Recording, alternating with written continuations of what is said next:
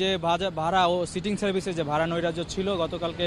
বাস্তবায়ন কথা ছিল, তারপরেও সেটি বাস্তবায়িত না হয় আজকে যারা মালিক পক্ষ রয়েছেন এবং বিআরটিএ এবং পুলিশ প্রশাসনের পক্ষ থেকে তারা অভিযানে নেমেছে। ইতিমধ্যে সকাল 11টা থেকে তারা অভিযান পরিচালিত করছে ঢাকা শহরের 5টি স্থানে। তার মধ্যে আমি এখন যেখানে দাঁড়িয়ে আছি আসাদ গেটে, সেখানে বিআরটিএর চেয়ারম্যান এবং পরিবার মালিক সমিতির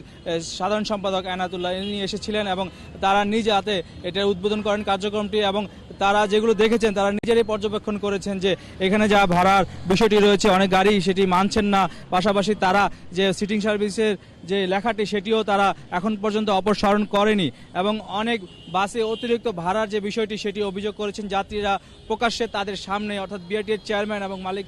সমিতির যে সাধারণ সম্পাদক তাদের কাছে অভিযোগ করেছেন সরাসরি যে এখনও তারা মানছেন না। সেই কারণে কিন্তু এখানে যে মোবাইল কোর্টটি পরিচালিত হচ্ছে তাদেরকে জরিমানা করা হচ্ছে এবং তারা স্বীকার করেছেন আজকে যে সিটিং সার্ভিস নামে আসলে বিআরটিএর বা